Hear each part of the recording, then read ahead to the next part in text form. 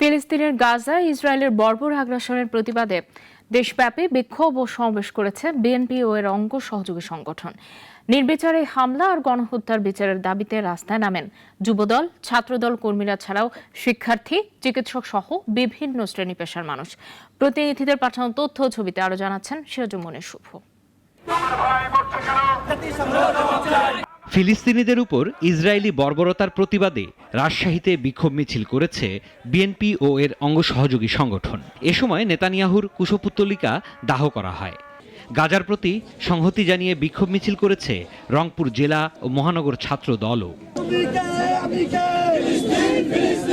গাজার প্রতি সংহতি জানিয়ে চট্টগ্রামে বিক্ষোভ ও মানববন্ধন করেছে ডক্টরস অ্যাসোসিয়েশন অফ বাংলাদেশ।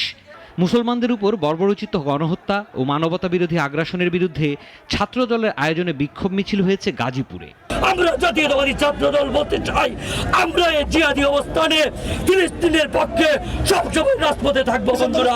কেন্দ্রীয় কর্মসূচির অংশ হিসেবে ময়মনসিংহে ছাত্র দলের অবস্থান কর্মসূচি অনুষ্ঠিত হয়েছে সকালে। ফিলিস্তিনকে স্বাধীন রাষ্ট্র ঘোষণার দাবিতে কুমিল্লায় বিক্ষোভ করেছে ছাত্রদল। কুষ্টিয়ায় জেলা ছাত্র দলের আয়োজনে বিক্ষোভ মিছিল ও সমাবেশ হয়েছে। আমরা আমাদের এই বিক্ষোভ সমাবেশ এবং কর্মসূচি থেকে বলতে চাই, সমগ্র মুসলিম বিশ্বকে একত্রিত হয়ে এই মুসলিম গণহত্যার এটার প্রতিবাদ জানাতে হবে এবং আমরা সমস্ত মুসলিম বিশ্বসহ জাতিসংঘের কাছে আমাদের আহ্বান থাকবে যে আপনারা এই ব্যাপারটাতে কঠিন পদক্ষেপ গ্রহণ করবেন। কুড়িগ্রামে ইসরায়েলের প্রতি নিন্দা জানিয়ে বিক্ষোভ মিছিল করেছে এলাকাবাসী। লক্ষ্মীপুরে কালো ব্যাজ ধারণ করে মৌন মিছিল কর্মসূচি পালন করেছে জেলা ছাত্রদল।